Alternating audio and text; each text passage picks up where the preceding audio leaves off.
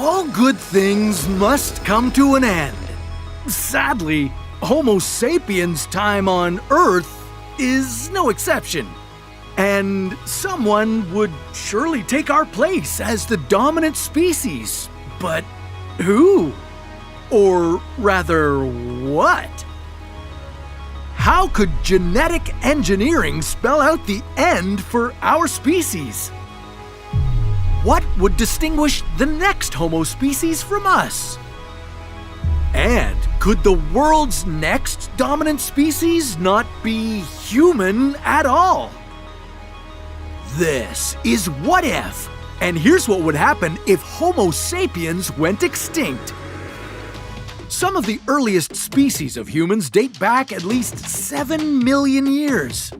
Back then, different humanoid species belonging to the hominidae family walked amongst each other. They evolved, interbred, and, way more often than not, died out. Our species, Homo sapiens, arrived on the scene about 6 million years ago. But it wasn't until some point in the last 15,000 to 40,000 years that we emerged as the only living species of humans. And not long after that, we had settled on every continent except for Antarctica. Our social innovation and tool creation are some of the factors you could thank for this. These skills allowed us to outcompete other species like Neanderthals. And this innovative nature could be what leads to our very own demise, when we create a new superhuman species that could outlive us all. According to the author Don Simborg, our successors, or Homo nouveau, would look more or less just like you. The big difference? These humanoids would be more like a highly engineered version. Homo nouveau would be created through the selective editing of our genes. Their genes could be manipulated so that they grow taller, age slower, or no longer contract certain diseases.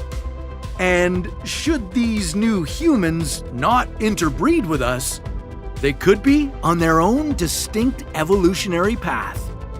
Thanks to natural selection, they could start looking and acting differently from us Homo sapiens. Now, while this could sound like something out of a sci-fi film, it could be closer than you think.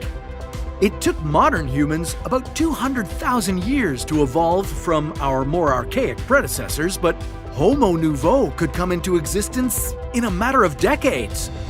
This could be largely thanks to CRISPR. And no, that's not the hottest new kitchen appliance. It's an acronym for Clustered Regularly Interspaced Short Palindromic Repeats. In other words, genetic editing. Using this method, you could add, remove, or alter particular locations in an organism's DNA.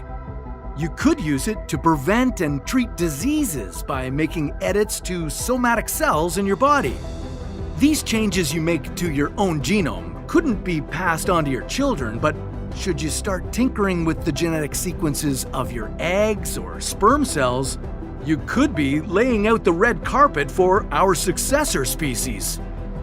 Next-gen CRISPR-created humans could have genetically modified heights and muscle masses to go along with their customized skin, hair, and eye colors. And over time, there could be an intersection of both natural and unnatural selection. Desirable traits could emerge as dominant ones. These new humans could digest food differently, be less prone to disease, and be better adapted to the effects of climate change. They could withstand more extreme temperatures, be less reliant on nutrients and water, or be more resilient to radiation. This would be a particularly huge advantage should interplanetary space travel be common in the future. But things wouldn't necessarily be all peaches and sunshine for this future species.